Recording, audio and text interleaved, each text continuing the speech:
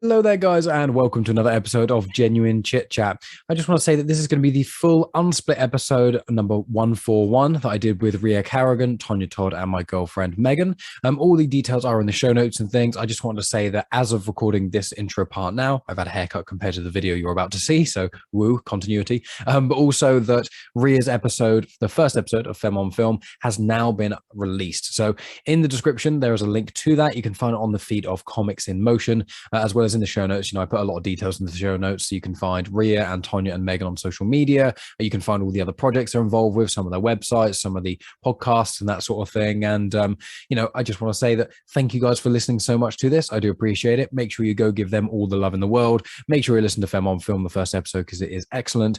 And please also subscribe as well, because once I get 100 subscribers, I can change the channel name from those random gobbledygook of letters to /genuine chit chat, because that's the goal. So thank you guys for listening so much, and review, leave comments, do all that sort of usual stuff. You guys know the drill. But I will not be back at the end to give you any more information. So once the conversation ends with Ria, Tonya, and Megan, it will be the end. But thank you so much, guys, and I hope you enjoy the conversation. She should frighten you. She's terrifying. It came out of nowhere. I'm just intimidated by strong women. I'm not actually. That's the thing. I'm more intimidated by weak women, if I'm being completely honest. It's like strong women. I'm fine with strong women. You're a strong woman. That's me. That's Megan. That's me. So I'm on this show with three very strong women. And that's vaguely what we're going to be talking about. So I'm joined by my self-proclaimed co-host, Megan. How are you doing? I'm all right. Cool. People should know her voice. She appears in every other podcast randomly. Often when she's not asked, she just comes in. I just appear. Yeah, appear. And then we're also joined by Ria. How are you doing? Hello, I'm good, thank you. I am recovering from accidentally doing the wrong HIIT workout this morning, which was, high intensity interval training, which was disastrous, and I couldn't do it, and I had to finish after 15 minutes. And I'm limping on my left side, and I can't fully turn to the left either. Oh, no. So it's going well. So Ria's shit. Nice. Cool. Yeah. Awesome. That's good. So we've got Megan, who's getting over the flu, and you went for a run today, which I knocked did you go right for a out. run today. So you're dying. Ria's dying. Tonya, are you alive, or are you struggling? Well, you know the answer to that. Yeah, well, you're some, ethereal being that's lived, in air quotes, for millennia. So are you in this current form doing okay? In this current form, I am here and ready to do this. Wonderful. So we're here basically because, Ria wanted to meet Megan and Tonya, and I don't know how to meet people without recording it, so that's one thing. And also because Ria's got a new show idea, which I thought we could do a nice little promo-ish conversation for that will turn to rambly nonsense. So Ria, why don't you tell everyone your pitch for the show? No pressure, but everyone is now listening to you.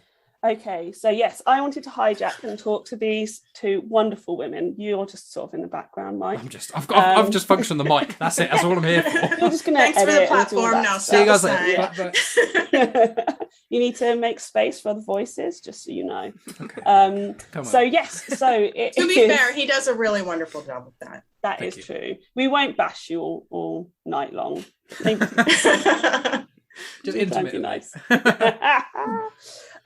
So yes, I am starting a new show, which is specifically about women in film and watching film.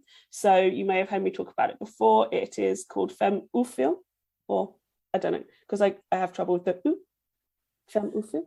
Anyway, Femme On Film or Femme On Film? Is that the two? Well, that's the current debate. That's what I'm figuring out. Like the ooh makes it a bit fancy, but also it means I have to keep on going ooh, and I can't do it without doing a silly voice. Is film in French? You're a language teacher, Megan. Is film in French? It is, isn't it? It's got the accent on it. Femme de film. Yeah. Femme de film. I don't know. You're putting pressure on me. I'm predominantly a Spanish teacher. Don't try and throw the French at me. 3 languages more than I do. Can you please tell me the Latin for Dulce et decorum est? That's just a poem that I got taught at school. You know a little bit of Harry Potter Latin, don't you? Yeah. I know spells.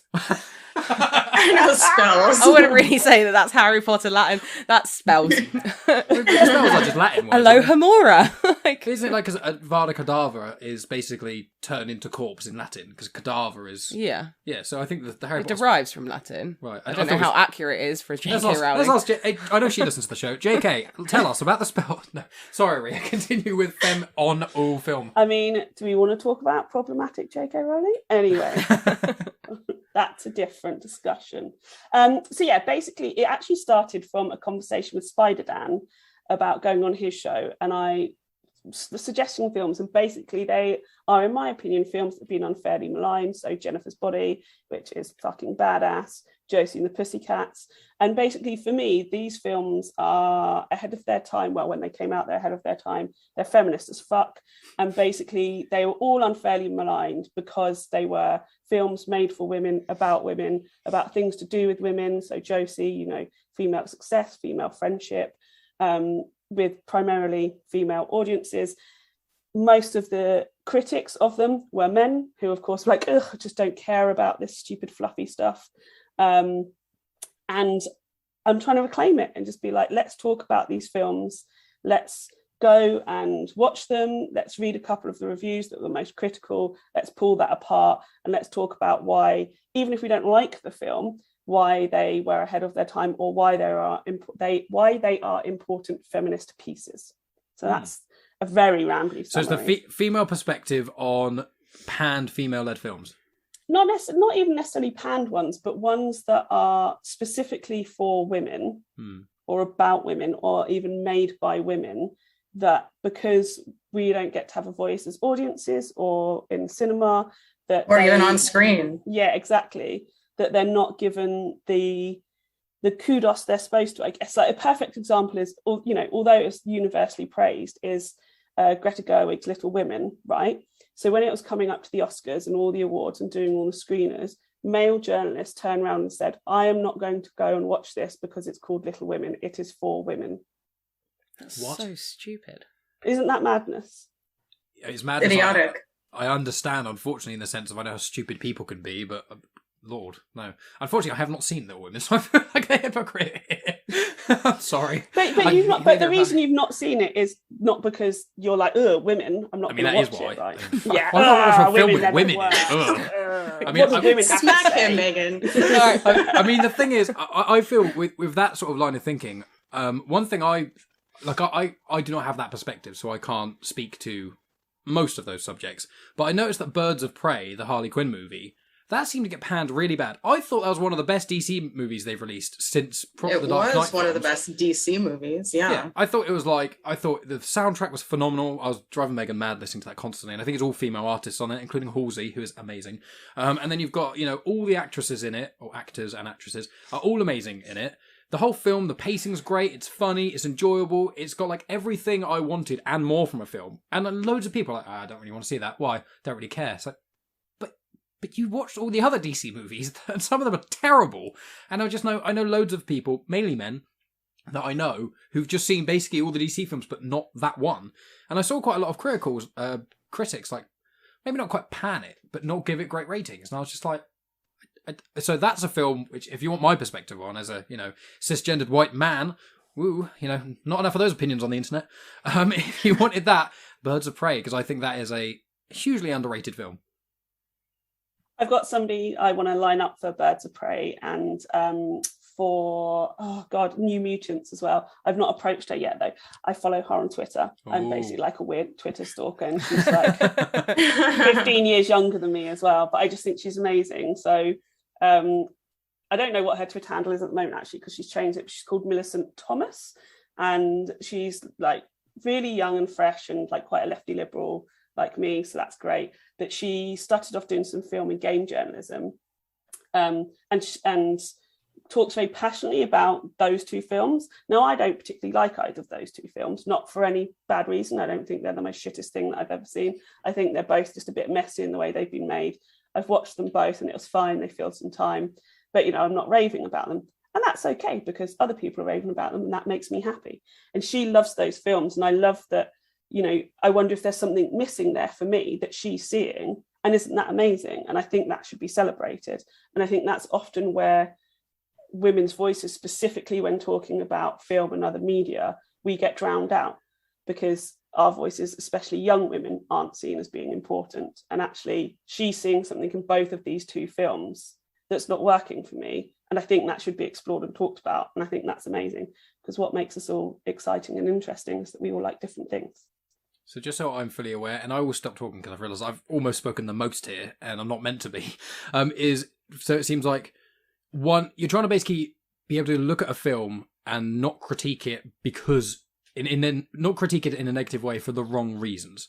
So in essence, if you look at a film and you go, oh, Birds of Prey is good because of this, but the problems are the editing or it's messy or whatever, rather than being one of those reviewers who goes, the women in it are crap. You know what I'm kind of trying to say, in a sense of being able to review it correctly, in a way. So the thing is, with films made by women starring women, right, so Catherine Bigelow makes Near Dark, an amazing film. She goes ahead and makes Hurt Locker, another amazing film. But what is the in-between time in that? It's years and years and years in between all of these films that she's making.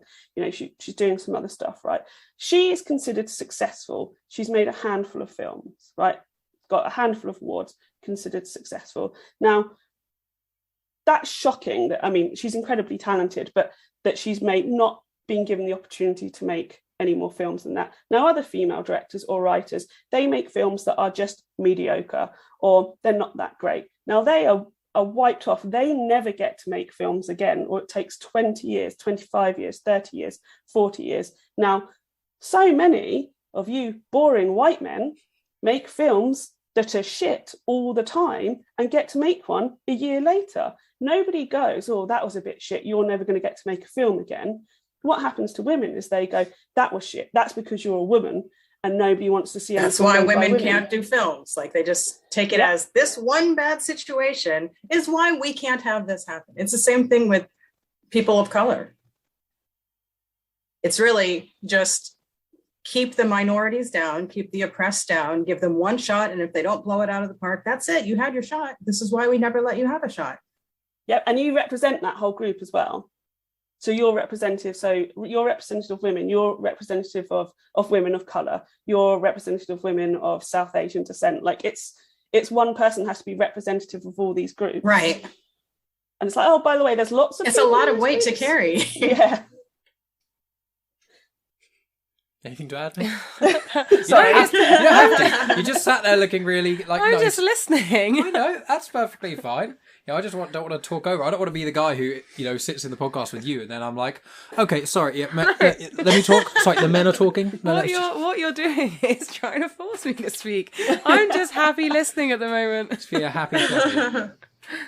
Yeah, I've thought it is one of those things. I thought about it when I was speaking to the guys from the In the Black podcast, where it's one of those things where if anyone who isn't a white man makes anything, they have to represent everyone, and then they get critiqued with everyone. It's like, if it's almost... It's true for the queer community too. Yeah, it's anyone who's basically not a straight white man. It's one of those things where it's almost like, if I go out in public and I'm really horribly racist and beat someone up and do all these things, they go, oh, that guy's crazy. But then if someone who's, say, a person of colour does that, then a lot of people will go, oh, look what they're doing to all these groups of people of colour. And you're like, well, how is it that this individual represents all these people and you hold everyone accountable for this one individual's behaviour? But when it's like the white person, mainly white men, it's the kind of the opposite. It's like, oh no, he was just an outlier. It happens a lot. Right, just a bad seed, that one. Mm-hmm. But it's also just the phrase, it's just boys being boys. Yeah. It's like, no. Yeah. No. The guy's hear that all the time. The guy's a bellend. Like, it's not just boys being boys. He's an arsehole. Yeah, it's like, how often has Hollywood and audiences forgiven Mel Gibson? As far as I'm concerned, he shouldn't be in any films. He should not be making money. I'm not saying he can't be redeemed, because I do believe in redemption, but he's not shown any of that. And yet he continues to get to be in films. Now, if that was a woman or a person of colour, look what happened to Ray Fisher. He spoke out about what happened to him. And he wasn't getting any more work until it's come to a head years and years later. And that's bullshit. And he just spoke up about protecting himself. He didn't attack anybody. He didn't hurt anyone who didn't deserve it. He didn't make an ass of himself. He just spoke. And people just didn't believe him. Why? And it's because he was black. Yeah, and I find with one thing that's always really aggravated me is the artist, we'll call him an artist, that's being nice, the musician, I don't know, Chris Brown.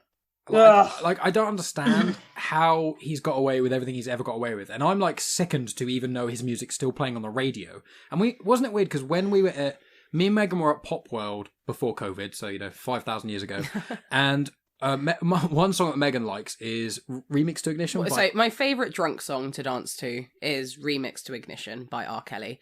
So obviously I don't condone anything that R. Kelly has done, but I love that song. It's just my jam. They don't play that if you ask them to play it, they refuse to play it. They're not allowed to play it anymore. Yet stuff like Chris Brown's music is still allowed to be played, and I don't understand why it's okay for this one artist. Again, I don't condone anything that any of those people have done, but I don't understand why it's not okay to play R. Kelly's song, but it is okay to play Chris Brown's song when they've both done awful things. It doesn't make sense to me. Yeah, absolutely. And women are constantly silenced, and I'm very angry at the moment, by the way, because of everything that's going on in the UK with our horrendous Prime Minister, Dominic Raab, who is a minister over here, said today that misogyny is terrible for both men and women. I basically wanted to stab myself in the face. And we've had a recent spate of murders. I think you need to turn that blade yeah, I know. the other way. We've had a recent spate of murders of women as well, where the police haven't handled it well. Some recent advice they gave us was, so in one of them, the murderer was a policeman and he premeditated to grab somebody and rape and kill them. And I'm not saying his name on purpose. And the advice after his trial was that women shouldn't trust, if they don't trust police officers, they should run and flag down buses. And I was like, right. So once again, the onus is on the woman to make sure that this doesn't happen, rather than, here's a thought, teach your sons not to do that. Yeah, how about we actually just convict terrible men who do terrible things? But no, we don't. It's all women, isn't it? It's all us. We shouldn't walk late at night. We shouldn't wear. You shouldn't wear that. You shouldn't be alone. You should do all of these things to prevent yourself from being a victim. Or we could focus on who's actually causing the situation, which isn't the victim. Exactly.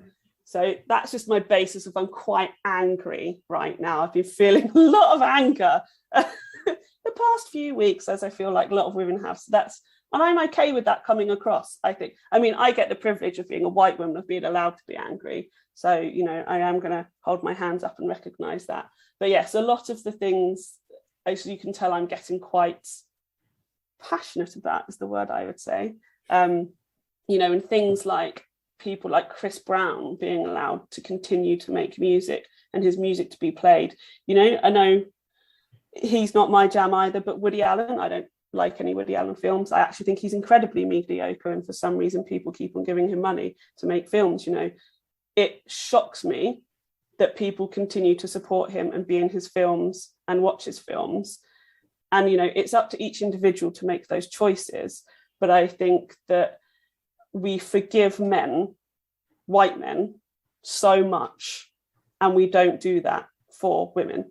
And that's sort of the whole, trying to bring it back, because I'm trying to be a bit more considered in what I talk about in podcasts, is that sort of some of the genesis of what I want to talk about as well. I imagine lots of the conversations we're having about films would be going somewhere else. So Tonya, I'm really excited to talk to you about Grease too, because I've not seen it since I was a teenager, and I was talking to Tony Farina about this. That I watched it as a really young teenager. My friend was obsessed with it, and every time we'd have a sleepover, we'd watch it. So that's the only memory I have of it, and I don't remember it particularly well. And he was saying, basically, Michelle Pfeiffer's character, it's all about her owning herself and having sex and all of these sort of things. It completely went over my head as a teenager, really young, 12, 13 teenager. So I'm really excited to watch. It's about her not letting anyone else define her. Right. Even though it may not be the popular choice in school, even though she has to give up some of her status, she's going to be who she is. So I'm really, really excited about watching that and seeing that for myself through a different lens as well. Because I think that's what's really important. I think I definitely did this as a teenager in my early 20s. I got caught up in the I'm not like other girls narrative, which in truth I was, because I like what is considered girly things, but you try to push back against all these boxes and boundaries that are put on you, right? And so I'm really interested to watch it now when I massively embrace these things and see what my opinion is going to be. So I'm very excited about that. Is Grease 1 like the opposite? Is Grease 2 like the opposite of Grease 1? Because like Grease 1's like super.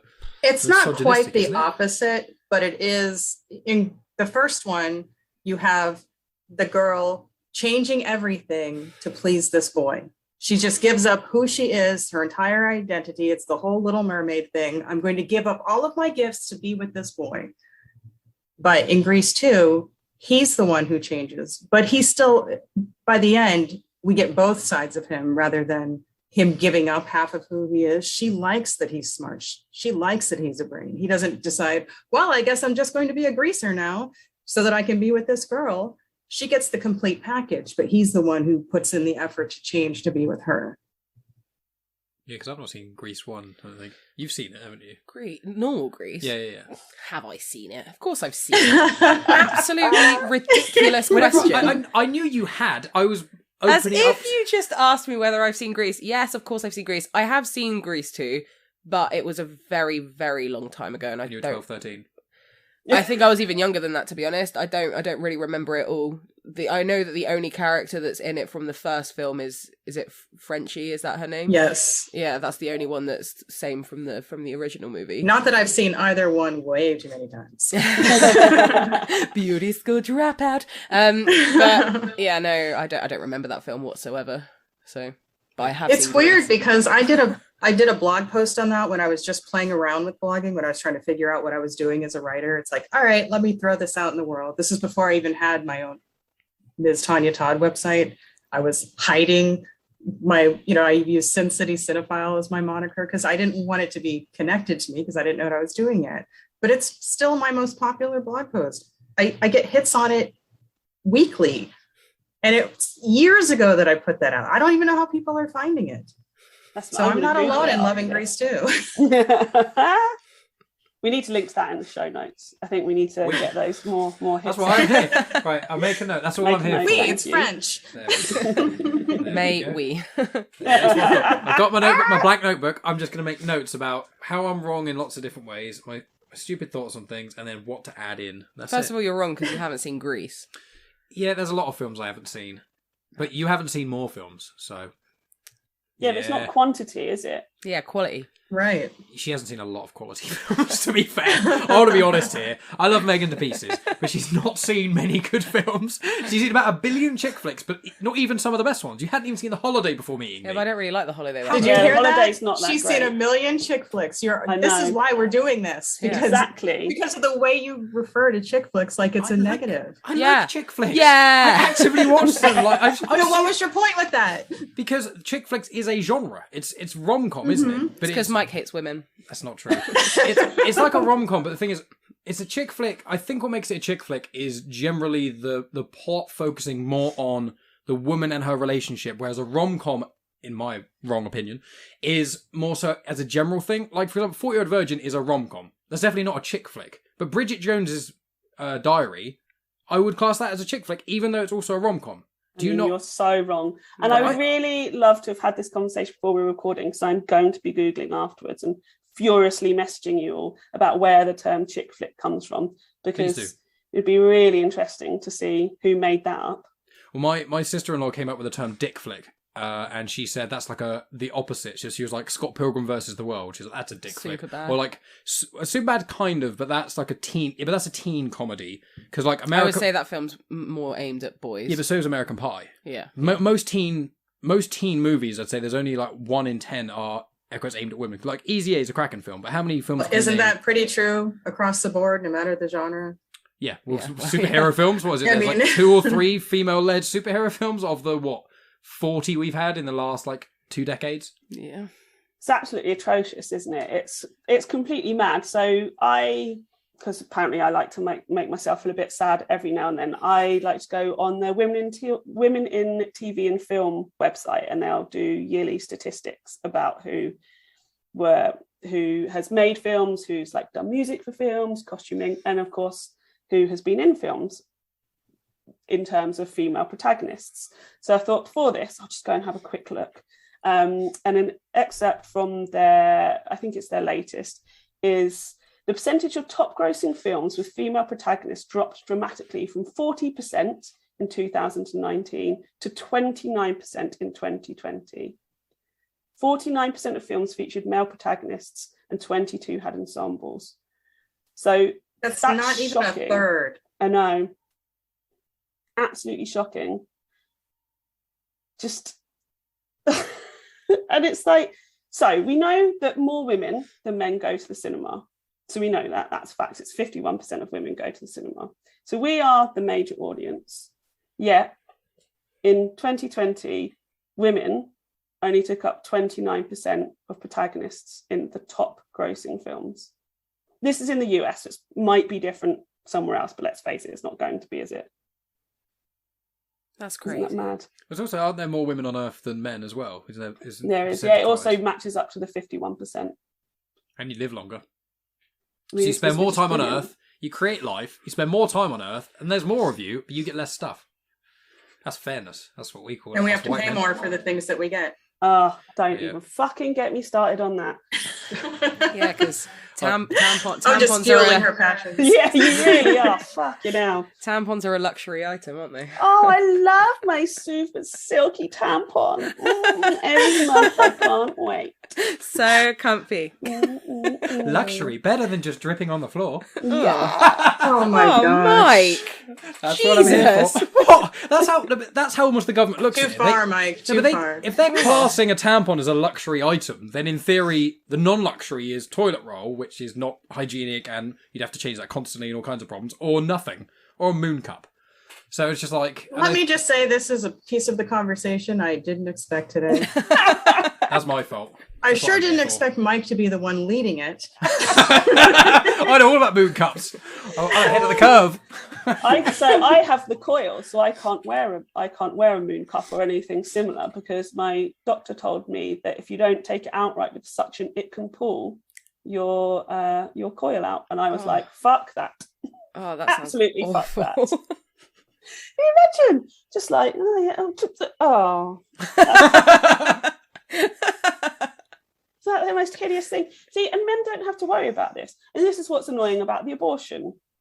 Just bullshit happening, right? Is that men, you can just spunk all over the place and have absolutely no responsibilities. For women, it's always everything's our responsibility, constantly, always. And it's so fucking tiring. It's our responsibility not to get raped or sexually assaulted or murdered. It's our responsibility to look after all of the children in the world. And then if we can't look after them, then that's our fault and that's all our responsibility anyway. And then there's all the emotional fucking work that women have to do that the patriarchal society just puts on us, which is we're supposed to be emotionally intelligent all the time. Sometimes I don't want to be emotionally intelligent. I just want to tell everybody fuck right off. You know, even if you don't want Megan, even if you think you're a feminist, you know, does Megan do more of the housework? Does she do more of the emotional work? But you know, you're shaking your heads, but you know that does happen. Yeah. Women end up emotional. Yeah, women end up looking after parents. They end up being carers more than men. All of this sort of shit. We have to do all the work constantly. If we want change, women have to do it. You can just sit on your fucking asses and do nothing. I mean, it's great when you don't, but also, fuck, don't leave it to us to do it all the time. I'm trying. I'm sorry. You represent all men. I do. I really hope I don't. I've got a lot to... If I have to try and apologise for everything men have ever done, there's not a podcast in this world long enough. Jesus Christ. What are you doing? But like a serious question, I have to ask myself this, because I get angry about it, and I consider myself a feminist. I consider myself, you know, very to the left, and I have to sit there and I go, what am I actively doing to make the world a better place? Now, we talked about this on the Mouse podcast, and I thought Tony said some great things. But if you're not doing something either to change yourself or challenge the world around you, you're not doing anything at all. And therefore, you know, if you are a man, and even if you don't mean to, your other half that you are with, who is a woman, because obviously, you know, this is all based on heterosexual relationships, does more of the housework, does more of the emotional baggage stuff, then you are not a feminist, because you are not sharing, you are not taking on the responsibility of 50-50. Yeah, I mean, I haven't got an explanation for that. I want to clarify. I was about to say something else. I probably shouldn't. Yeah, I mean, it's one of those things where I do agree in a sense of there's a lot of weight that comes with even the word feminist. Like, I know women, in fact, well, Megan, why don't you tell your opinions on this rather than me speaking for you? Because you've got some interesting opinions on this. I don't have that many interesting opinions. All your opinions are interesting. All of them. I struggle with the word feminist solely because obviously I believe in equal rights. I think that women should have equal rights, and I believe we should There's have a the same stigma as men. on it, though, don't you There's a think? stigma, yeah. So the problem is that not when it first became a hype, because that makes it sound like it's a fad, and it shouldn't be, because equal rights should literally just be the case across the board, regardless of gender, regardless of race, regardless of sexuality, etc., etc. But I struggle with the word feminist solely because you have, in every scenario, there are always going to be extremists. So there are obviously the feminists that want to have more than men and want men to like literally burn and die, and it's just like, that's not feminism, because what you're doing is you're kind of trying to put yourself above men, exactly what men are doing to us, which isn't equal. So yes, I am a feminist because obviously I agree in equal rights, but I struggle with the term because of, as you said, Tonya, the stigma. There's even a stigma if a guy says they're a feminist, you're immediately basically called a beta cuck. That's immediately, just straight away. Like, I would not call myself a feminist on the basis that the stigma that comes around a man that is calling himself a feminist, either he's considered as a beta male or something, which doesn't bother me, or he seems like one of those guys, like a nice guy, who's only saying he's a feminist to get into the pants of a woman, and then he's going to be the kind of guy who's actually going to take advantage. You know, that's why air quotes nice guys isn't helpful with an audio podcast sometimes. But yeah, it's the feminist word. If you're a man who calls you a feminist, you're basically called the derogatory term pussy. And then a woman calls herself a feminist, and why is that derogatory?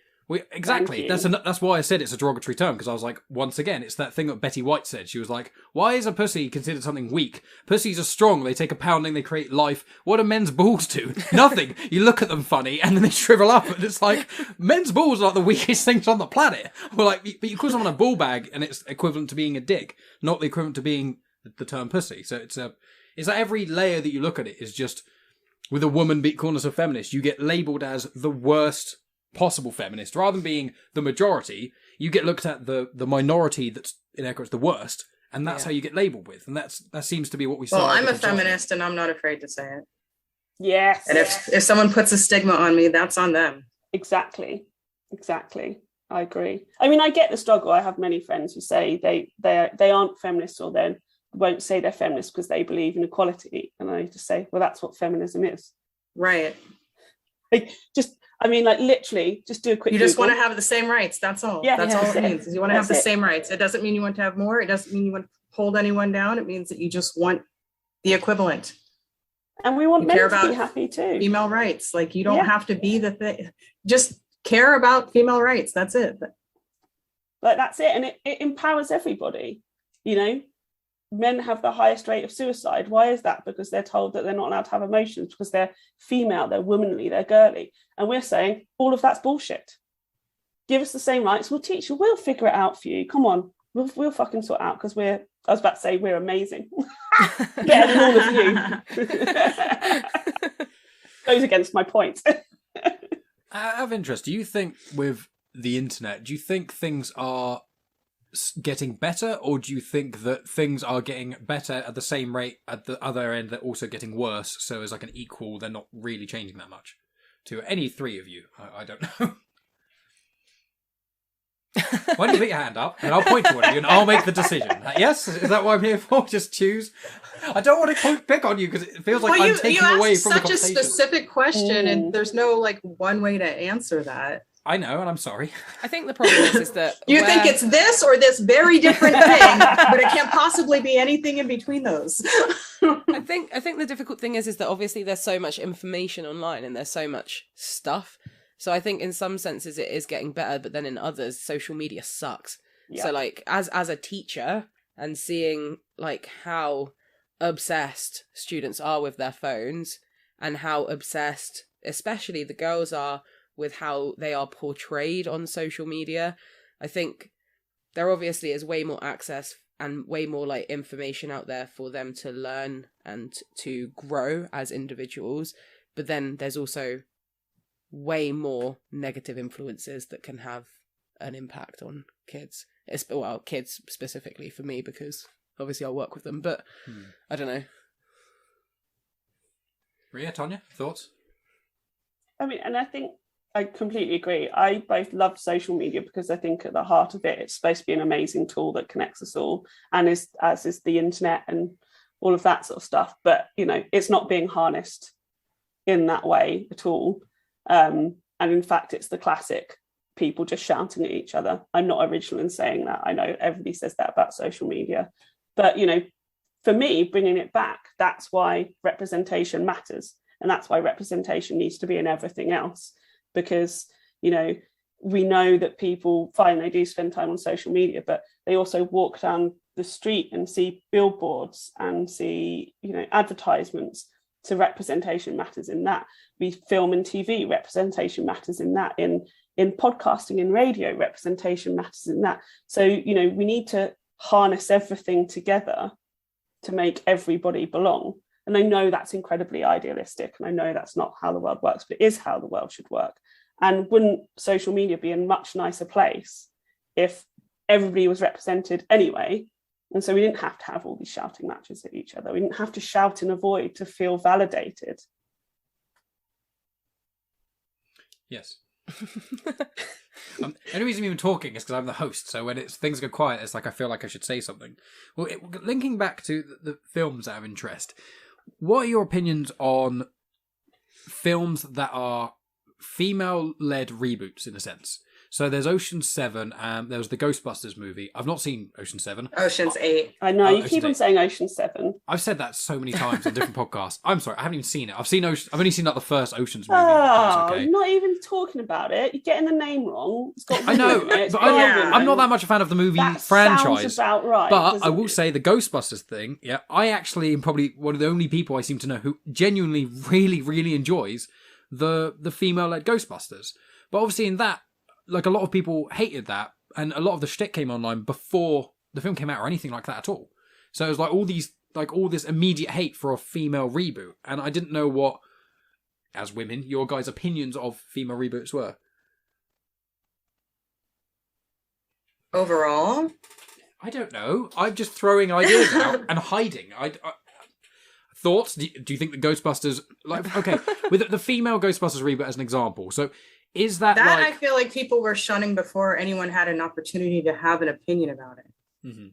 It's like, what is so horrible about this movie that we're being told it's awful before we get a chance to see it? And you watch it and it's fine. There was nothing horrible about it. It wasn't an amazing movie, but it also wasn't a terrible movie. It was fine. And as Ria was saying earlier, there are tons of white male movies that are just fine, and they get to go on and make other fine movies. And not fine in the British sense, fine in the American sense, which means okay.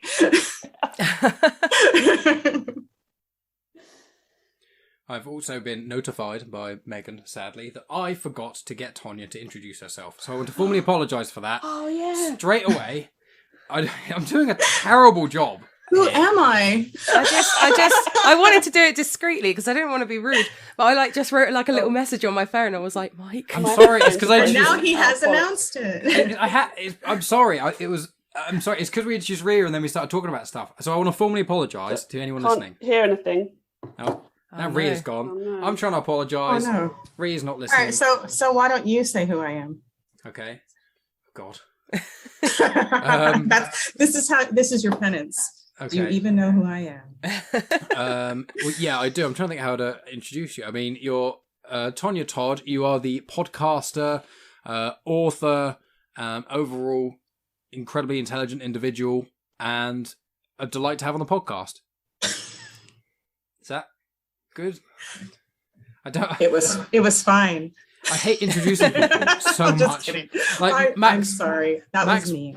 Max of Comics in Motion of Mandatory Marvel and DC. He does some of the greatest intros on the planet. He's like, he nails them. He's so nice. And it's like, early on I realised in my podcasting career, I shouldn't introduce people because I just do a terrible It's stressful, job. isn't it?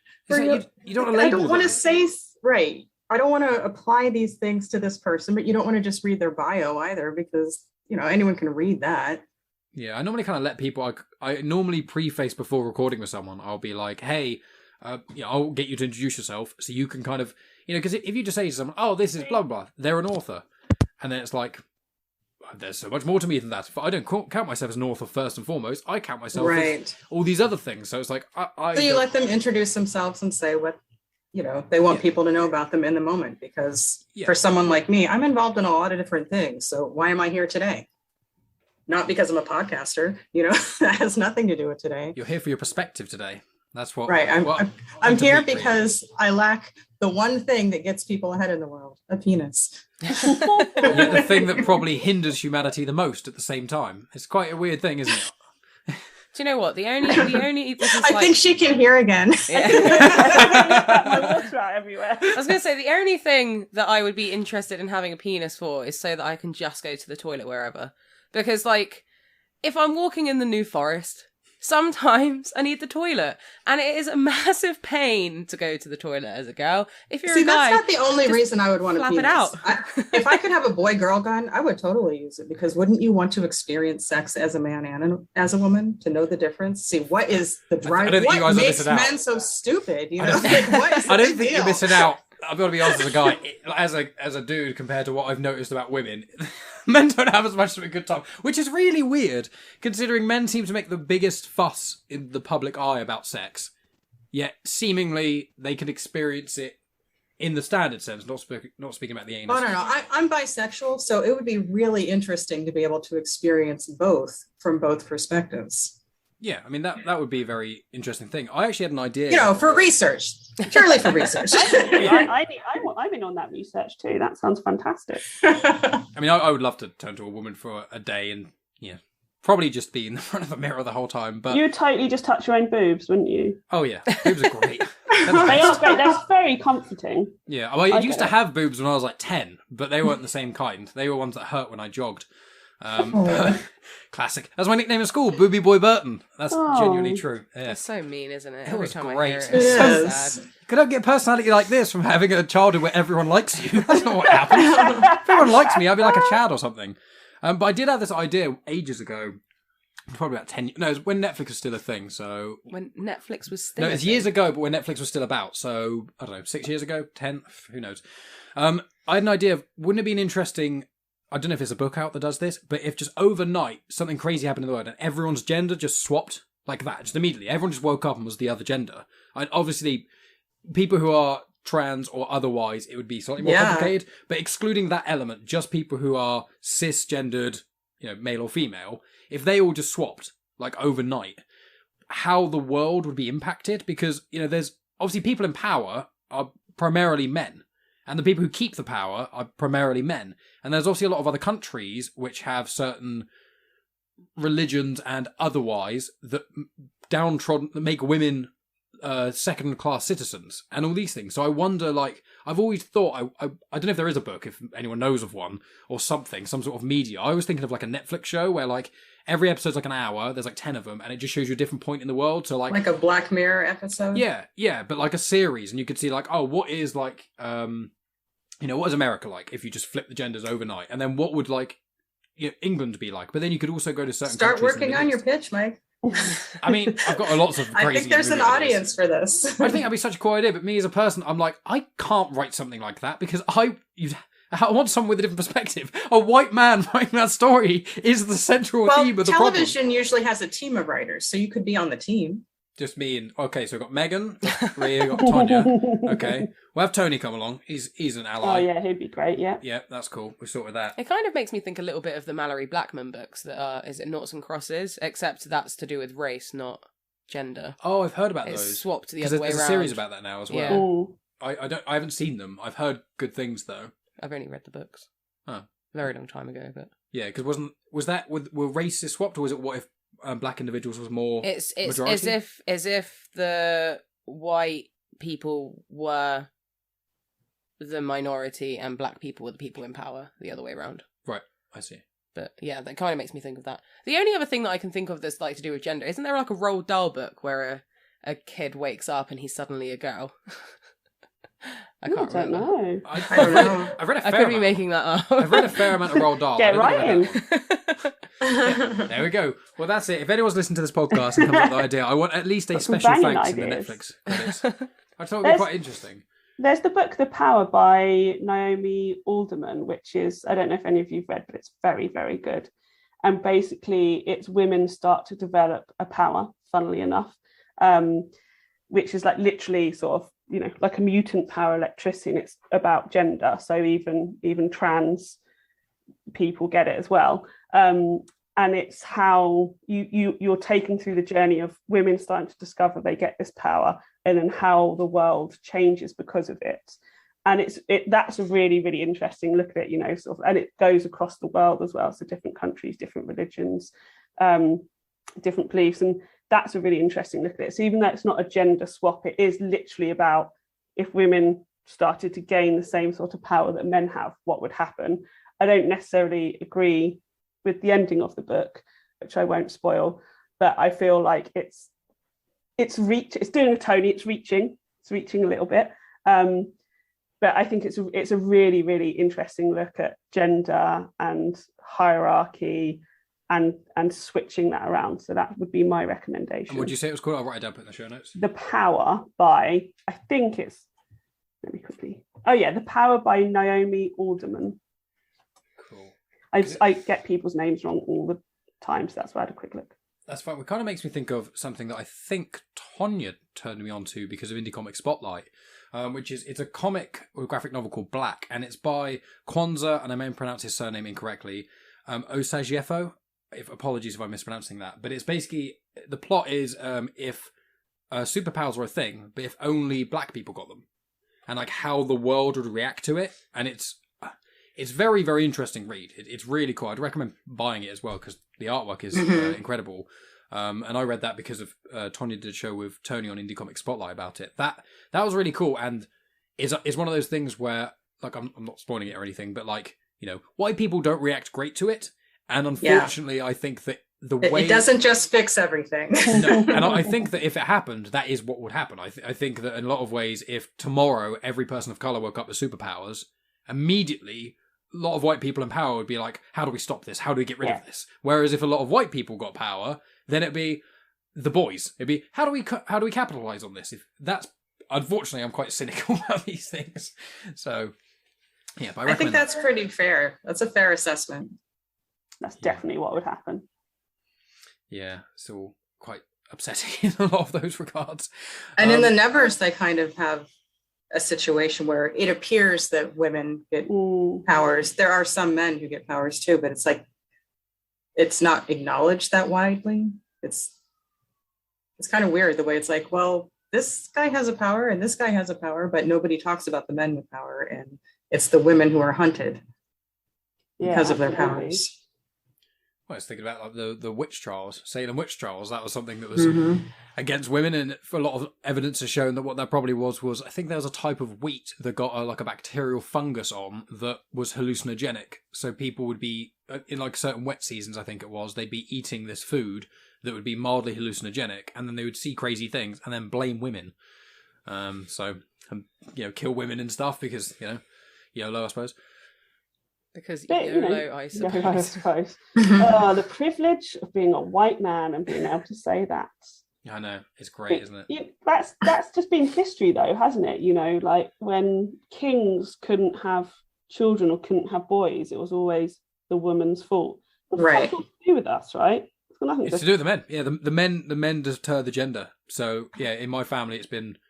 If you want to find out what likelihood it is your child's gender is going to be, you look at the man's side of the family tree and what percentage, for every offspring, what percentage of batches, and air quotes, are male to female. That's the kind of probability. That's how you work it out. So with Henry VIII, who was killing all these people and doing all these awful things, it was him. He was the problem. Unsurprisingly, in history. Ugh, men. I know. Sorry. So let's talk about your show. What are some of the movies that you are planning to discuss?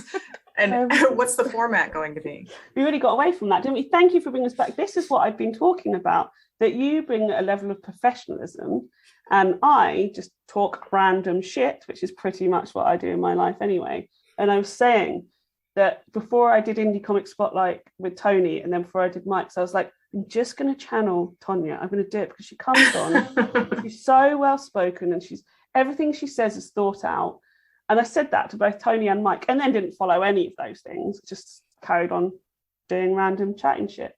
So what I'm honored to inspire you. Thank you. So obviously the first one I'm going to do, which hopefully I'm recording in a couple of weeks, is Josie and the Pussycats. One of the things which has started to gain a lot of momentum recently, one of the films is Diablo Cody's Jennifer's Body. So I don't know if you've all seen it, but horror fan, love women.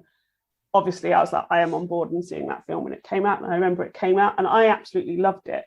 But I was basically told by everybody I wasn't allowed to like it. You're not allowed to like it because Megan Fox is hot. You're not allowed to like it because it's about her embracing being hot. You're not allowed to like it because of all of these sort of things. And I'm not ashamed to admit I was influenced by that. You know, I remember it coming out and absolutely loving it and going, this is amazing. It's really clever. It's really funny. It's clearly made for women and about women. And I'm not saying I had such clarity of thought when it came out, but, you know, they are the things that I can identify that I enjoyed about it.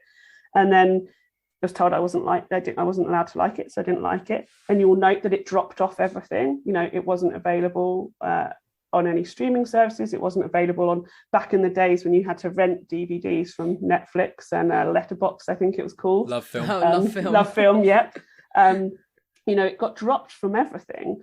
And then a good few years back, it had a really tiny resurgence. And I watched it and I was like, I remember why I love this film. This film is so good. It's so good. And even like, I haven't watched it since. It's like a good 5 years or so. And in the last couple of years, people have been talking more and more about it. This is the film that perfectly encapsulates women being silenced in film. Like Diablo Cody went from like, you know, and oh my God, Diablo Cody, absolutely talented writer, but everybody got obsessed, right, that she used to be a stripper. That's all people talked about. So she wrote Juno, fabulous film. And all the conversations around her was about how she used to be a stripper. Not that she's written this film, not that she's worked her ass off to get somewhere and is trying to talk about female voices. Juno, 2 fantastic female voices.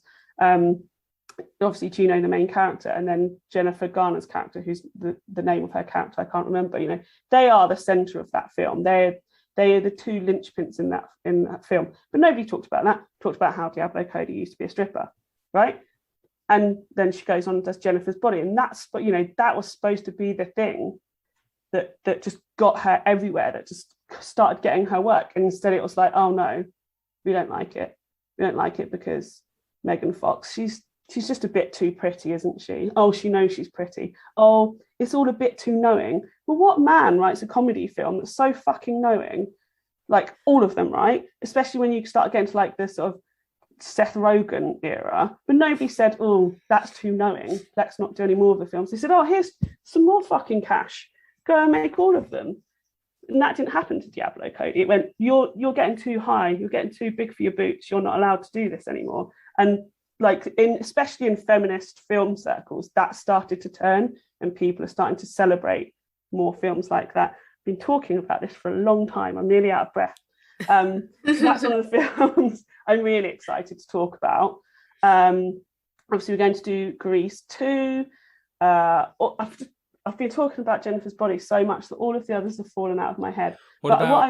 Oh, sorry, no, I was going to interrupt you then terribly. So I was going to add some more. Classic. I'm sorry, I want to add more. You're just expressing interest, Mike. You're allowed to talk. We want to include you in the conversation. The whole thing is inclusion. We want everyone to be part of the conversation. We are not trying to exclude anyone. I was trying to take a back seat, though, in the sense of, I'm doesn't mean you can't ask a question. I was going to ask about horror is quite an interesting one when it comes to women, because you know, in a lot of horror films, you get, you know, and this is something that Ria, you and I spoke about, me and Megan always talk about, which is, you know, you see women's breasts in almost everything, and you see penises almost never, and like even bums, like you don't see men's bums that much. Like you slowly you see the, a you bit see more. the V, don't you? The The dick route. the Is, V. Like Really I mean, I've said this before, and like I don't want to see a load of penises. Like I don't want to Flapping see in the them. wind. I just want it to be fair. That's Yeah, all. Same here. exactly. I don't want to see them all. I just want to be equal, because like it's guaranteed if there's a film that's like a certain age rating or above, you're gonna see boobs. Like you're gonna see. It's boobs. horror or comedy, pretty much guaranteed. You're always gonna see boobs, and it's like I don't, obviously I'm not phased by seeing them. I don't have a problem with seeing them, but like it's always women that are. It's a big deal if it happens. It's like, Mhm. oh, they do full frontal. Like they do that with women all the time. Yeah. I mean, if you think like, it makes me think of what film is it? It's got is her name Katherine Heigl? It's Knocked Up, Knocked where Up, yeah. there's like that whole thing where their literal job that they're doing is to find out the specific minutes and seconds of when boobs are on show, isn't it? Oh yeah, because they're making the website. They're making a website specifically trying to find Yeah, that's Seth Rogen. where there's Seth boobs Rogen. on TV. Yeah, because it's going to be called Flesh of the Stars. Yeah. And then Mr. Skin's a real Which website. just- yeah. furthers to this. Yeah, Like- it's nudity in films, but obviously they were all white, straight men. Yeah. So they're all focusing on when the women are showing. So yeah, that's one of those things. But I was saying with horror and things, I was thinking horror's a weird one with women because the majority of the time, yeah, women are killed or represented poorly on film. But you've got these random little pockets where some of the most popular horror films are female-led, but it's not spoken about as much. For the two examples I'm thinking about is Halloween with Jamie Lee Curtis, because we've been watching them recently and I've never seen them before, but also the Alien movies. Sigourney Weaver's incredible, and she's one of the coolest characters in the history of mankind, and the history of humankind. Damn, doing micro questions. But like Aliens are like some of the coolest and most celebrated sci-fi / horror films ever made. She is, obviously the director does a great job, but she is like the face of it all. And yet people still try and argue the fact of, if you have a woman as a main person or the front person, yeah, the film won't sell. And then you've got like, but you've got these examples in history that show that's not the case. Who keeps having these arguments? And it's when a film like, I know Tonya loves this movie, Captain Marvel comes out, people like to use a film that isn't generally that good, but it's not bad because it's anything to do with women. It's just not a great written film. And then they go, see, that's female-led, that's bad. Oh, Wonder Woman 1984. That's a bad film. There's two out of the 3 women films that have superheroes in, have Wonder Woman, that, and Captain Marvel. 2 of them are bad. That means the majority. And it's like, where? No, they're not related in that sense. They're not. The film isn't bad because a woman's involved. The film's bad because it was just bad. The woman being involved is irrelevant. But in horror, you've got Halloween and Aliens, which are female-led, and strong women as well. See, like Aliens more so. It's just a weird thing I only just thought of. Well, they feature strong women, but they're not female-led in the sense that the behind-the-scenes people are women. I mean, it's still a male-driven crew. I wonder how many women were even on the staff that far back, because if you read the credits, there are not a lot of female names in older movies. I think with Halloween, it was Deborah Hill was involved, along with John Carpenter. She was involved to some amount, from the top of my head, from the first couple. And then I have no idea about Aliens. I know it was, I know Alien was obviously Ridley Scott, and then Aliens was James Cameron, but I don't know about the other ones. I just don't think there's that many female writers in general. Like I'm currently listening to the Office Ladies podcast, which is obviously 2 of the Well, there characters. are. They're just not given the same opportunities. Well, yeah, but I'm listening to the Office Ladies podcast, and they made a comment about it. I think obviously The Office is great, and I love The Office, but like I think they only had like two or 3 maximum female writers for the entire production. Mindy Kaling's one of them, and then there's like maybe 2 others that they've mentioned so far. But they found a statistic, and I can't remember what that stat is now, and it's probably slightly outdated because it is from like 2 years ago that I'm listening to it. But yeah, the percentage of actual female writers that are known for their writing is a very small minority. Yeah. There's not that many. There's still a lot of men who stand by that idea, which women can't be funny, which is just like, what? Lucille Ball much? I mean, I've never seen anything with her in it, so I couldn't comment, if I'm being honest. But I've seen stand-up, I've seen Sarah Millican live, so feminist. Yeah. That's how. And then in things like pop music, though, you've got women but when they're primarily sexualized, they're then at the front. It's a really weird dynamic the male-led media industry has, where it's like it's almost like they're refusing to acknowledge or accept the fact of how important women are, yet the way they use them is like a requirement, but using them in the wrong way. But it's like they're refusing to give them the respect they deserve, but you're still constantly using them all the time. And I think it's that kind of thing of where rather than utilizing and using strength, it's like actually literally using like a tool. And I think that's probably the problem with a lot of the media and things in that regard. That's because it's all through a male gaze, isn't it? Because everything's through a male gaze. That's especially apparent when you watch older films. The amount of, like, when you watch older films, especially comedy films, the amount of ass shots is unbelievable. Well, I thought when I'd seen, like, parodies of it, I was like, no, it can't be that bad. And then you watch, like, an 80s comedy movie, you're like, oh, Jesus Christ. That is terrible. Yeah. And there's a way to do it, you know.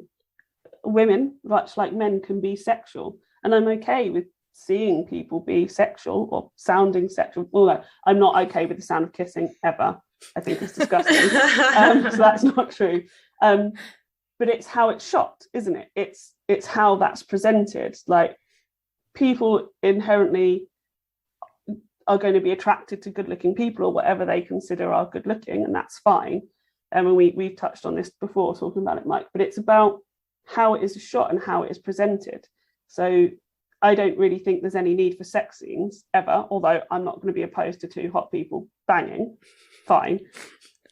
But, you know, sex scenes aren't that. They're about the woman. They're always about showing the woman's body. And when directors try not to do that, and even female directors fall foul of this, because we see it all the time, the way it is shot still is focusing on the woman. You know, when we see women's pleasure in film and TV, it's always the same sort of pleasure. It's the same sort of way that we're shown. We don't ever really see a proper insight into what women enjoy. It's always what men see as women enjoying.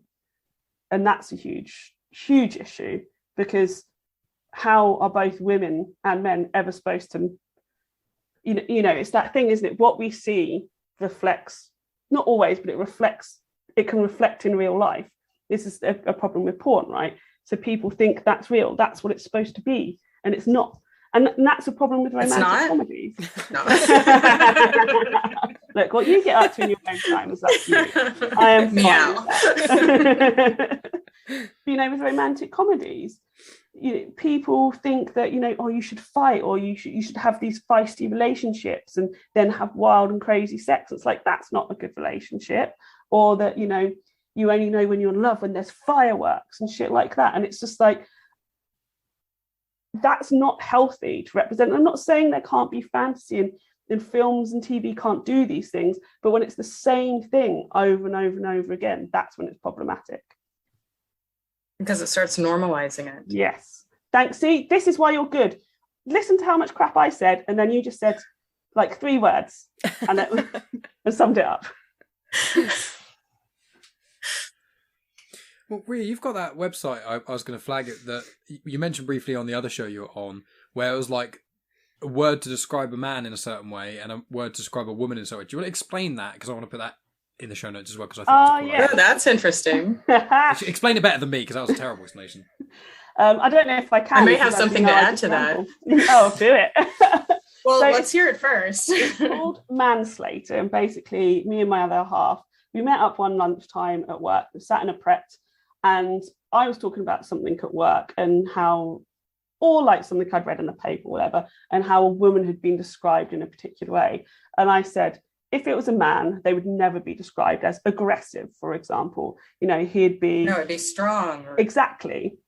And so we started for fun, what a thrilling lunchtime, going through all the different words that are used, that are gendered, that shouldn't be gendered because they're just words.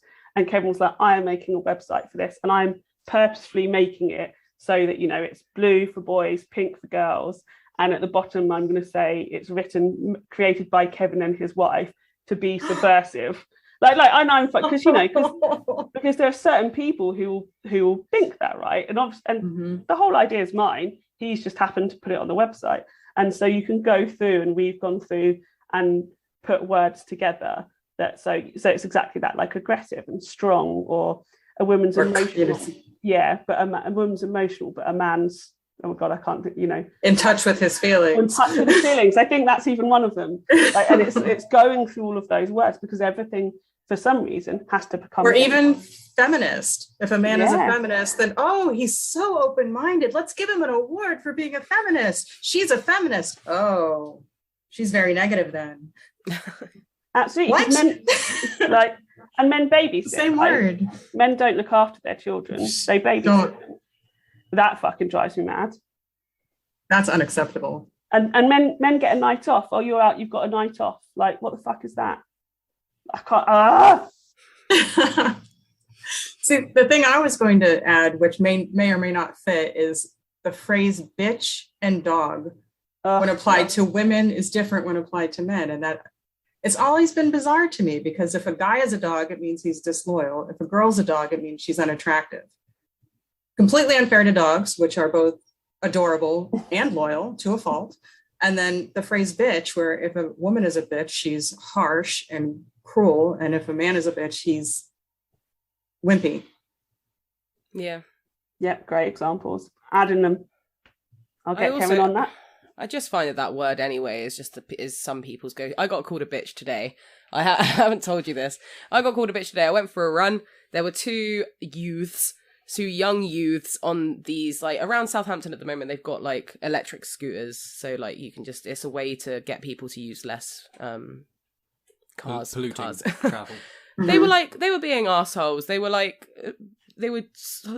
cycling. They were scooting in the middle of the road, and they deliberately obstructed this woman driving so that she couldn't get past. Like, and I glared at them as I'm running, like some sweaty, like mammoth, like glared at them, and they were like, you bitch. And I was like, I literally haven't done anything. I was like, you have been assholes in this situation. All I have done All I did was is notice look it. at you. It's like, I haven't done anything wrong in this scenario. I don't understand, but throwing around the word bitch is okay. I was like, I'll just carry on running away from these, like, probably a 16-year-old children. I was like, brilliant, cool, fantastic. I was like, thanks for that. It's just the go-to for some people, but I do find it weird. Again, it's just a line, isn't it? It's okay for one person. It's like when girls get called a slut. Ugh. But if, Right. we were talking about it today, like because I can't even remember why we were Or when talking about it people today. use the phrase a male slut, why is it a male slut? Like, it's Yeah. still a slut. It's we say A man slut is whore. a slut. Yeah, we're like, oh, they're a man whore, they're a player. But if a girl sleeps around, they're a slut, and it's just like, I don't understand. What difference does it make? It's exactly the same It doesn't. Yeah, it's exactly the same. It's like when women say, I've got a girl crush. Well, how's that different to having a crush on a man? Just because the woman that you're crushing on just because the person you're crushing on is a woman, it makes no sense. Yeah, Just a crush. You don't have to, because if you say girl crush, it's cute, right? It's cute. It's like, it's a bit sexy. See, I for always men. take that It's to not mean that threatening. they want people to know that I'm not gay or anything, Oh, but no. I find this person attractive. Oh, Like, that's it's worse. it is. And I say this knowing that there's someone who mentions man crushes all the time on this show. Yeah. I'm basically, yeah. you know, man crush. It's Chris Hemsworth. It's not just Chris Hemsworth. But I was talking about Bradley Cooper today as well. Mm. Oh, what a man. Speaks several languages, plays instruments, he can cook, he can act, he can direct, he can sing, he can write music. He's gorgeous. He's a lovely man. His eyes, it's like staring into like a waterfall of souls. It's beautiful. I love him. Now, He's great. A Star is Born with him and Lady Gaga is a perfect example about how two different genders can share equal screen time. Mhm. And both Yeah. their stories be impactful and meaningful and be fully fleshed out. That was a good film. I enjoyed that film. I was talking about that today, actually. Yeah, because I was talking about Bradley Cooper. So I mean, I haven't seen the like however many previous Star is Borns there are. We've got a couple because there's the newest one, which is Lady Gaga. The one before that was Barbara Streisand. And the one before that was Judy Garland. Is that right? I think so. Is it those three or there four? And Four. I think there are 4, and there was one before that Yeah. one. 'Cause Yeah, we've got the Streisand. I've one. only seen the Lady Gaga one. Yeah, we haven't yet delved into the Streisand one. No. Wand. Wand. One. Words. Words from Mike. Yeah, it's a weird thing. I was thinking as well about, and I know we're getting nearer the end, so we will begin to wrap up. But there's one other thing I wanted to touch on, which is the song WAP, which I want to clarify. I think is not a very good song. Okay, to clarify, I don't think it's the best song, but I'm not really into that sort of genre. But the amount of outrage there was from women saying wet ass pussy, and then you listen to literally the last 4 decades of male-led rap music. Any Snoop Dogg and it's song. yeah, and it's like bitch, and words like bitch, and it's like using women horrendously derogatory, talking To about Live their Crew. dicks and all that stuff, and it's just like you get one song that I don't think is a great song. Where they said, it's ours, we'll own it. Mhm. Yeah, and it's like, Megan Thee Stallion and It's me. what is it? What's her name? I call her the cheap Nicki Minaj. Cardi B. It's Cardi B. It is yeah. Cardi B, yeah. So Cardi B and Megan Thee Stallion is like, they're owning it. Their videos, they are doing a lot of things in the videos to show off a lot of them, and that's their prerogative. That's fine to do. But they were getting so much shit, not because, I feel like they should have got shit because the song, I think, is quite bad. Not because the contents of the song is talking about, wet vaginas. It's just like, your face. I said that specifically just to get that face. What about a moist vagina? Do you prefer that? No. Actually, I'm getting bad with the word moist, but realistically, the only time it should be used is when you're describing a bake cake. off. When you're describing a cake. That's the only acceptable time that you can What use about the if you're word talking about a towelette? Yeah, that's what I was Oh, thinking, okay. yeah. A moist towel. Yeah, okay. That's acceptable as well. I'll allow that, Tonya. Well, I think it's like with the wet ass pussy thing, and with like the amount of names. I don't know. Was this you when you were on a team exercise or something? Oh, that was Were when you I was... like, wet ass pussy? No, Megan knows what I'm talking about. No, so when you, I don't know if this is in the States as well, but when you learn to be a teacher, you have to teach PSHE, and so PSHE stands for personal, social, health and education, or something to that extent. Yeah. So I had to teach PSHE in my first year of being a fully fledged teacher, so I had to teach like year 7, so 11-year-olds, 12-year-olds about puberty and drugs and all of that stuff. But We just call it sex education.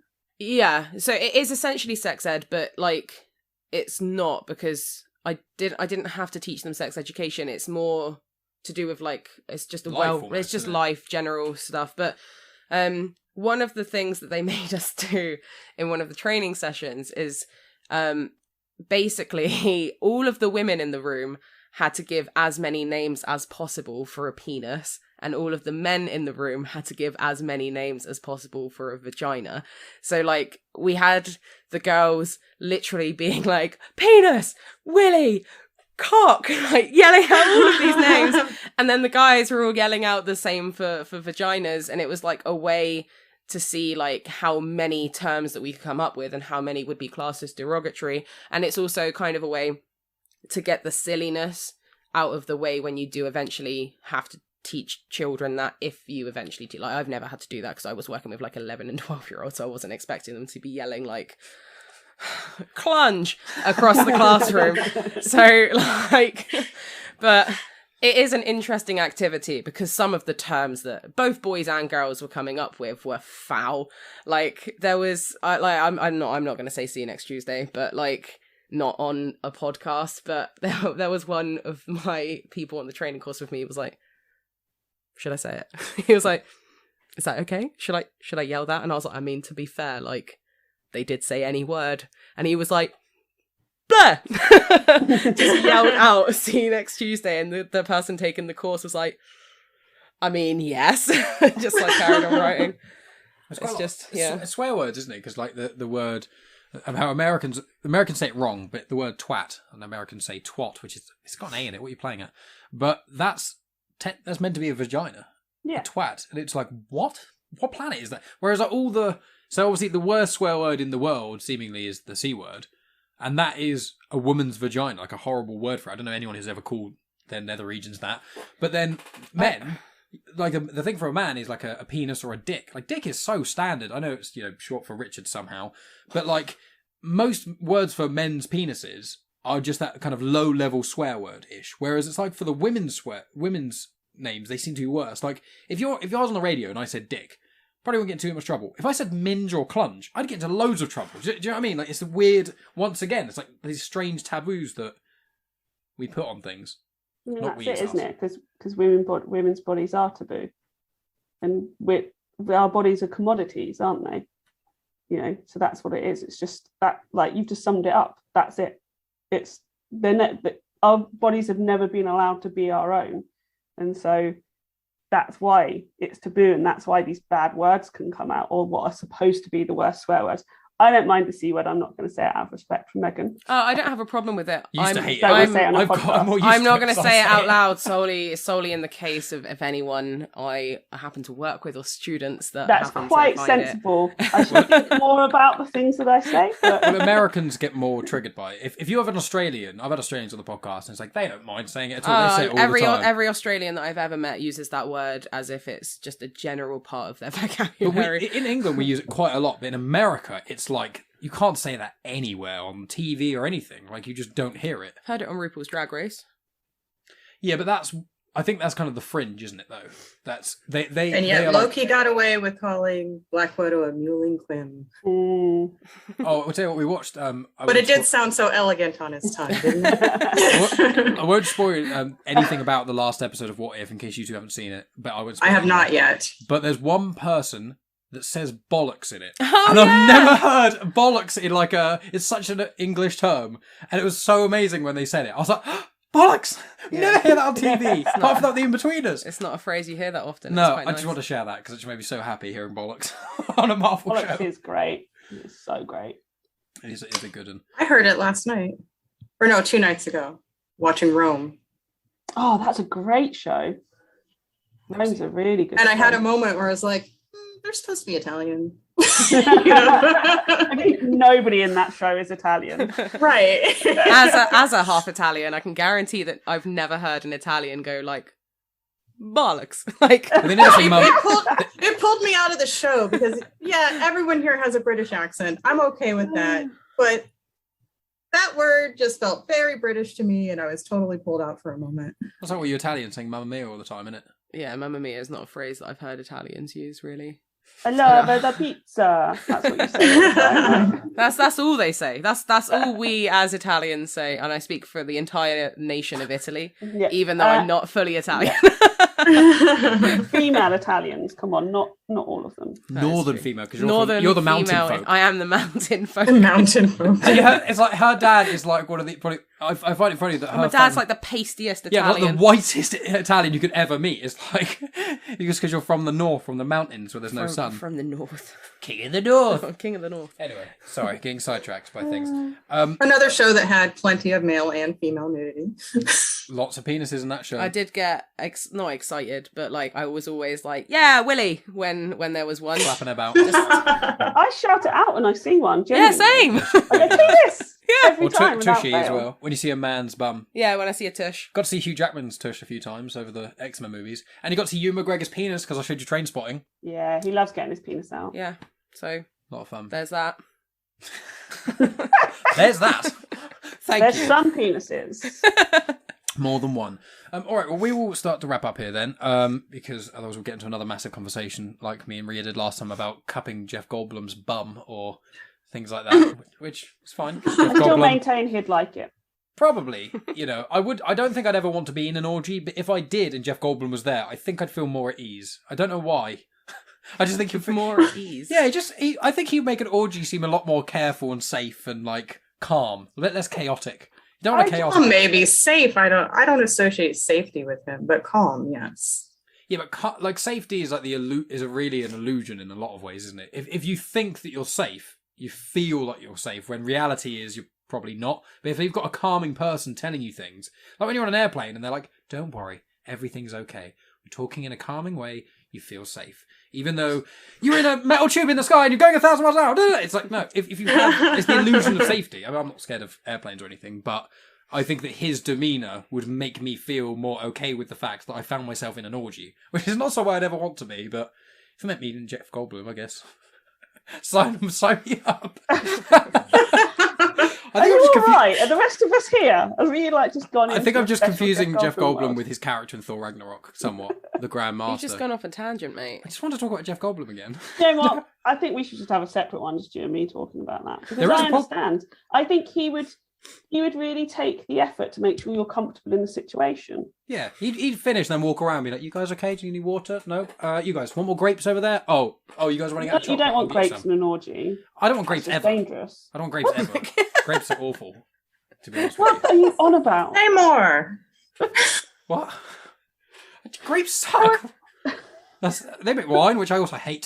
So it's You're like, just thinking of like gods being fed by women. That's what you're thinking of, is the grapes. I'm just thinking of being fed orgy. to people. I've never, clearly, guys, any listeners and watchers it, I've never been in an orgy. I don't know what people do at them apart from clearly have sex in groups. All I've seen in an orgy is probably The Witcher, and I think there are grapes in that. So that's what I'm getting it from. I don't know. When Yennefer does the whole magic and makes everyone have an orgy. Yeah, I know the scene that you're referring to. There's I grapes I in don't that, I fucking think. remember whether there were grapes in it. I'm sorry, but if there's an orgy Like, going who's on the looking screen- at the fruit in the room? right, Like, right, exactly. I don't want to see it. I don't see all these parts moving and squirming around, sweaty bodies. It's not grinding like against I'm each other. watching this TV, or I'm not watching this series or TV program, and then this massive sex scene comes on. I'm like, do you know what, Mike? Do you know what you can see in the background? apple. Mate, they've got a Victoria sponge cake in the back. I mean, let's not be silly here. No one wants a cake at an orgy. What's wrong with you? Savages. So I you think- don't bloat yourself out, do you? I think I want to clarify. I think orgies are associated with Rome, and Rome is associated with grapes. That's what I think, because like film shows like Plebs. Yeah. I think there's an orgy in Plebs as well. Oh so. my god. Should we... I don't talk about orgies very often. Well, you've said it so many times that it doesn't sound not- like a real word We're anymore. on podcast 140 something. I've said orgy enough times now to last the last 139 episodes, and for the next 140. Who So do you plan to invite to your first orgy, Mike? Tonya wants an invite, clearly. Sorted. So obviously Jeff Goldblum. Yeah. Jeff Goldblum, Tonya, Tony, Lee would have to come. As his Chris wife. Hemsworth. He wouldn't come. But Jeff Goldblum would. Yes, he would orchestrate the orgy. Of course he would come. The whole Literally point and is for figuratively. everyone to come. But It's It's an exactly. orgy. They're the best kind of orgies, I would assume. Who knows? But no, I I want a know. mutually satisfying orgy. I don't know. I've never divulged. I'm only one man, okay? I think if I was in a room with any more than one person I was trying to focus my pleasure on, I would be atrocious or worse. My effort levels would go from okay to horrendously disappointing. So, don't want to be involved in that. Well, what a turn of a conversation. What happens if you leave me talking? You were like, No this is what happened. You were like, right, we're going to wrap it up before we go off into another conversation. So, orgies. Like, I can't help it. what did you do, Mike? What did you do? People You've don't get. derailed the conversation. He wasn't allowed to talk the whole time, and now he's just orgies. Please pay attention to me. My brain, I've always got like 5 things going on all at once at the same time, and one of those things Oh, like an orgy. Mike, Like yeah. an orgy in your brain. Because of Jeff Goldblum. I thought of Jeff Goldblum, and then my mind went orgies. You Straight can't up. blame Jeff. Yeah. I come on. can. I tell you why, because the Grand Master in Thor Ragnarok mentions orgies, because when they're on the ship, Yeah, the pleasure there's ship, the there's the button that sets off the fireworks. That's when he has orgies. So I'm connecting real things together. I'm not crazy. real thing. Yeah. Well, and I don't know also- that it absolves you of being crazy. Yeah. And None of also, that, guys. that's not fair to people who have orgies saying they're crazy. That's just rude. Right. I'm not saying everyone who And- has an orgy is crazy. That's what it sounded like. That's not what I And said. also, you're still talking about orgies. Why don't we get back to where can we see or hear your show, Ria? And when is it going to happen? I am going to derail slightly about orgies. So, Now there has to be a female-led orgy film that you talk to Mike about on your show. yes. Oh my God. Uh-oh. Oh, that is happening. So I did once accidentally walk into an orgy so I went to Sweden to visit my friend who lived in Sweden, and you can get a ferry that goes from Sweden up towards like Finland, and it stops Little Island, and basically they all get on the ferry and all get absolutely pissed up and shag each other because alcohol's really expensive, but it's cheaper on the boats. They all go on there and there's like discos and ballroom dancing, which is weird. What's happening? And I was walking back to our cabin, and I walked into the wrong one and opened a door, and there was just a bunch of Scandinavians just shagging, just all over this cabin. Mixed. What did you do? Just walk out I backwards? did. I genuinely, it was like a comedy sketch. I just slowly walked back. Was it all one gender or was it mixed? No, just mixed. And just like, because the cabin's pretty small and there were loads of them, like absolutely loads, just all jammed in there, just right going at it.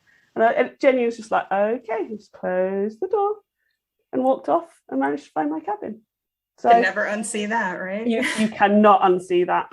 Doesn't matter how many years later. So I'm trying to undo my zip. I'm not for anything. I'm trying to do it subtly, but I can't get it off. He's all hot talking about orgies. I mean, I'm sweating. Getting flustered. I am legitimately sweating, but it's because I can't undo my hoodie. I was trying to do it at the start of the podcast. I don't need you to help me. Right, I'll whilst you struggle. do that, I'm going to talk about Femme On Film, Femme On Film. So it's going to be on the Comics in Motion network on their feed. Hopefully the first one's going to come out towards the end of October and beginning of November, depending on how much I get my admin together, which I'm not great at. And the first film we're going to cover is going to be me and Tony Farina, and it's going to be Josie and the Pussycats. And if you know Tony, you know that he loves Josie and the Pussycats, and he will force you all to listen to the soundtrack, which he thinks is one of the greatest soundtracks ever. Tonya. Sorry, I'm still trying to undo my hoodie. That sounds amazing, Ria. Awesome. Tonya, do you want to introduce yourself first, and then you can say goodbye to everyone, because I robbed you of that at the start. Hi, everyone. I'm Tonya Todd. In case you didn't catch that earlier, I am an author, actress. I'm also a screenwriter, and I'm the host of the 52 Love podcast. And I am a fan of film, which I think we've covered so around the bout during this whole conversation.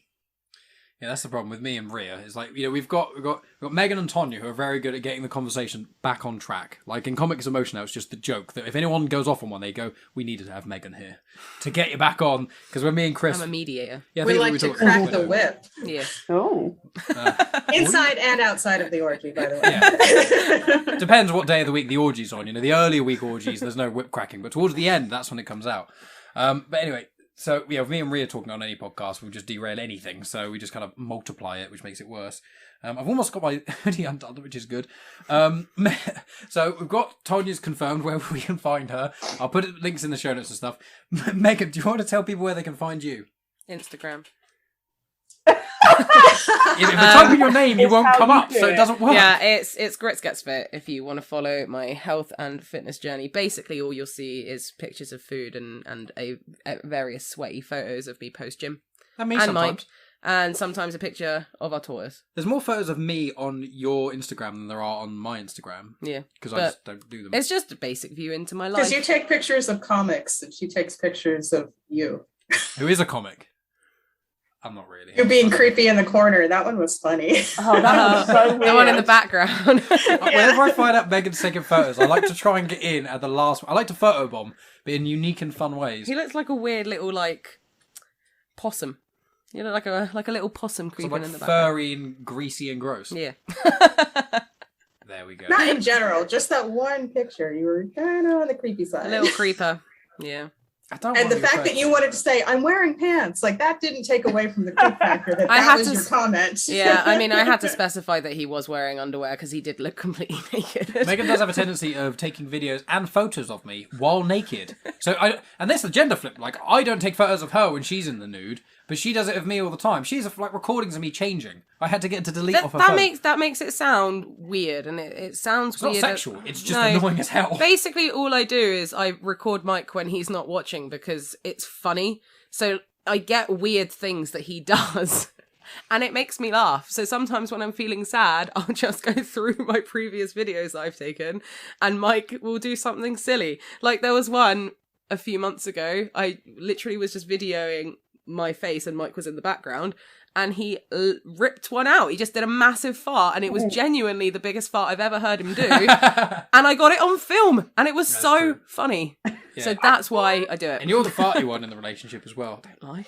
And when we started the relationship, I hated farts. Whatever, Mike. I fart like unless I can't. I hated farts. I can't be bothered. Megan loves Absolutely farts. Disgusted. She thinks it's That's hilarious. just so unfeminine. I'm How sorry. dare I'm you such a fart. rubbish girl. Ugh. Because farts there are not funny under any circumstances. I was like that when we started dating. And then Really? Oh, Mike. I know, he needs to get a grip, doesn't he? Farts are hilarious. Well, now it is, because I've had Megan doing them all the time and things. I'll go, buckle! And it's like, what? And I look at her, then just hear, there's that sort of thing. So, inside another relationship. Me photobombing and Megan farting. That's Brilliant. It. Yeah, holla. Cool. So, and you can also find Megan, because she didn't plug the main show that she's on, which is insulting to me. Oh yeah, Patreon. Yeah. I'm so special that to listen to me more, you have to pay for it. Yeah. Love it. You should be paid for It's your worth work. it. Yeah, Tonya's a Patreon, so she knows. Was it patron? I always get confused if you're a Patreon or you're a patron of Patreon. Well, a patron of Patreon, of your Patreon account. Yeah. Yeah, so give us money, please. £1 a month, and you get access to hours and hours of additional content, including of lovely Megan. We go on road trips together and record with our phones, well, whoever's not driving, ramble on nonsense, and then we talk about film and often get sidetracked about everything else. Got a couple of fun ones coming up as well. So, yeah, give us money, please. It helps me cover the cost of podcasting. I'm almost there, almost breaking even.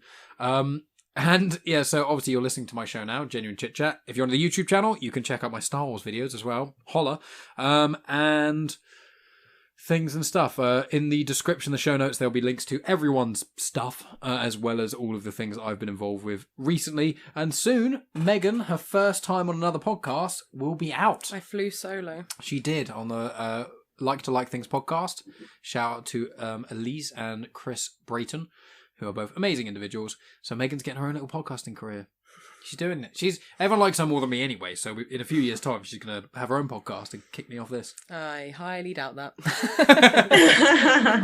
Awesome. So awesome. Well, thank you again, Ria and Tonya, for both coming on the show. When Femme On/Oo film has got a name decided and actually is out. I'll get my shit together. Yeah, I'll try and put a link to the show notes in that as well. Thank you both for coming on. It has been delightful. Thanks for having me. Epic check. Thanks for having me. Wonderful.